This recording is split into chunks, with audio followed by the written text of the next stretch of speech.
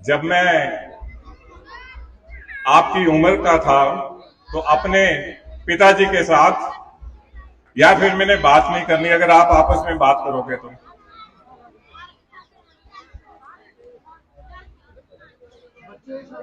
तो पहले भी अपने पिताजी के साथ 15 अगस्त के प्रोग्राम देखने जाया करते थे और पिछले 35 साल लगातार खुद मैंने बड़े बड़े प्रोग्राम में सल्यूट लिया, क्योंकि मैं आईएएस अधिकारी रहा हूं, डीसी रहा हूं, चीफ सेक्रेटरी रहा हूं। लेकिन ना जो सुबह 4 प्रोग्राम देखे, ना जो मैंने पिछले 50 साल में प्रोग्राम देखे, नीरज जी, जो प्यार, जो जोश, जो देशभक्ति आप लोगों में देखने को मिली है, मैंने कभी पहले नहीं देखी है।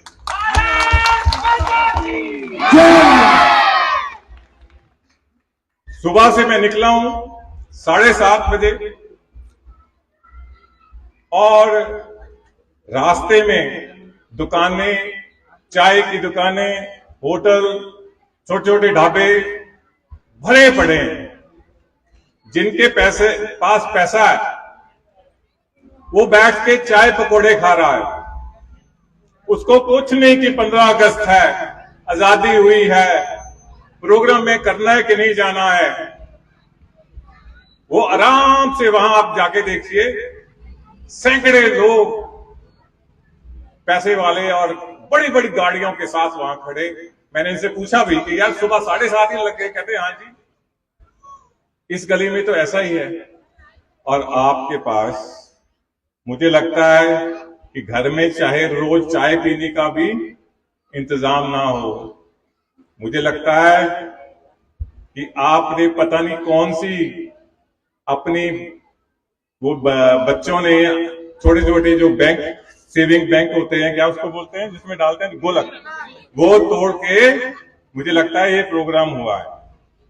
और जो भावना आज दिखी, भारत माता की, पर ये बहुत बड़ा एक प्रश्न खड़ा करता है, ये एक बहुत बड़ा प्रश्न खड़ा करता है कि जितना प्यार आप देश के लिए दिखा रहे हो, क्या देश भी उतना प्यार आपके लिए दिखा रहा है कि नहीं।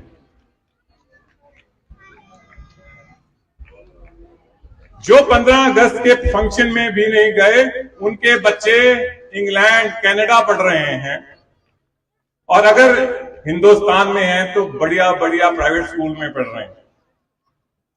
और हमारे बच्चे यहां तो पढ़ नहीं पा रहे, और अगर पढ़ते भी हैं तो छोटे मोटे सरकारी स्कूलों में पढ़ रहे हैं। जो 15 अगस्त की अहमियत नहीं जानते, उनके घर में देखिए कम से कम 5-5, 6-6 गाड़ियां होंगी। वो गाड़ियां भी उस साइज की जितना आपका घर होगा, इतनी बड़ी बड़ी गाड़ियां। हमारे मन में, जो आपके मन में देशभक्ति है, उसका मूल्य होना चाहिए। आपकी देशभक्ति, देश प्रेम, ये कैसा सिस्टम चल पड़ा है कि जो अमीर हैं वो अमीर बनेंगे, और 75 साल की आजादी के बाद हम अपने बच्चों को अच्छे स्कूल में भी नहीं भेज पाएंगे। और सबसे दुख की बात यह है कि अभी भी खिलवाड़ हो रहे हैं, अभी भी कोई बड़ा कदम आपके देश प्रेम के लिए, आपके हित के लिए, आपके बच्चों के लिए नहीं लिया जा रहा। मैं आपको 1-2 उदाहरण दूंगा। मैं आपको ये उदाहरण देना चाह रहा हूं कि आपको पता होगा कि 300 यूनिट बिजली माफ होने का एक अनाउंसमेंट हुआ, लेकिन वो अनाउंसमेंट ये हुआ कि अगर कि आपके घर में 5-5 गाड़ियां भी खड़ी हैं करोड़ों रुपए की, आपके घर भी करोड़ों रुपए के हैं, तो भी आपका 300 यूनिट माफ। और आप अगर गरीब हैं तो आपका भी 300 यूनिट माफ। ये क्या पॉलिसी हुई? आप और अमीर में क्या एक ही स्कीम चलनी चाहिए? अगर उनको 300 यूनिट ना दें तो आपको 500 यूनिट मिल सकते हैं। लेकिन ये एक अजीब सी स्कीम बनाई गई है कि जिसको भी जितना भी इनकम हो और जिसको भी जितनी मर्जी गरीबी हो, दोनों का एक ही समानता। एक और आपको उदाहरण देना चाहूंगा कि हर महिला को 1000 रुपया। अगर आप बहुत बड़े घराने में काम, मतलब उसकी बहू हैं, बेटी हैं, खुद हैं, उनको भी, आपको भी। अब मुझे ये समझ नहीं आ रहा है कि जो एक अमीर महिला है, अगर उसको भी 1000 रुपया मिलना है और आपको भी 1000 रुपया मिलना है, तो इसमें आपके लिए क्या किया? अगर अमीर वाली महिला को 1000 रुपया ना मिले तो हो सकता है आप सभी को 1500 या 2000 मिल सकता है।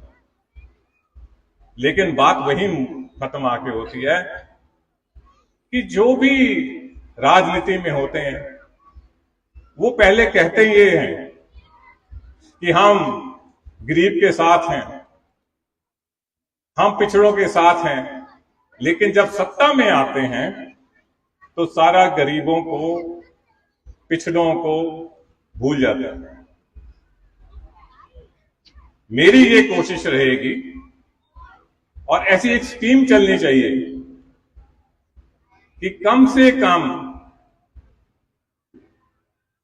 हर एक फैमिली में 2.5 लाख 2 लाख की इनकम होनी चाहिए। हर फैमिली की इनकम 2 या 2.5 लाख होनी चाहिए।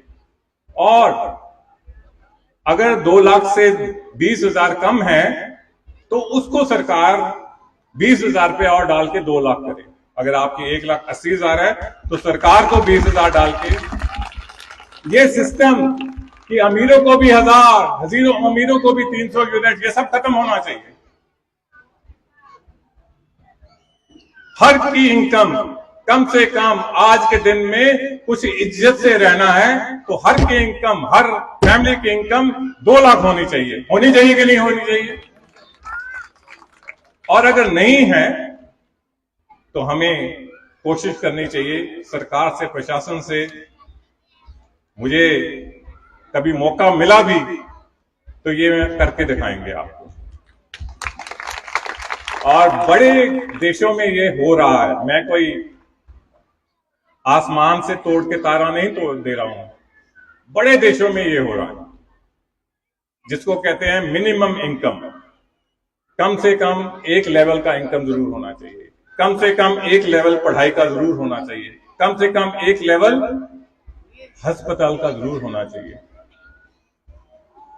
ये सब कुछ कहा गया था आजादी के टाइम कि देश आजाद होगा तो ये सब कुछ हम सबको देंगे। लेकिन 75वें साल में अभी हम इस लक्ष्य से दूर हैं। इस सोच पे मुझे हमेशा चिंता भी रहती है और अफसोस भी रहता है। लेकिन जब तक ये अच्छे कदम ना उठें तो 2-4 चीजें मुझे और आपसे कहनी है, क्योंकि हमें सबको मिलके अपनी जो परेशानियां हैं, जो कठिनाइयां हैं, उनको ठीक करना है। मैं ये चाहता हूं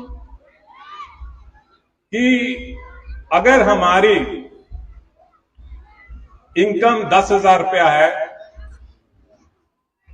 तो हम 9,500 तक अपना खर्चा करें, 12,000 का खर्चा ना करें। मैं ये चाहता हूं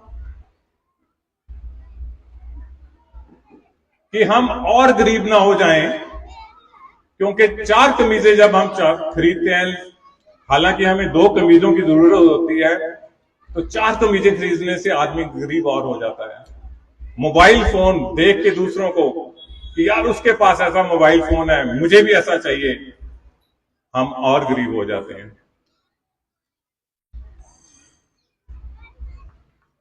इसलिए आपको यह जानना चाहिए कि अमीर कौन हो रहा है।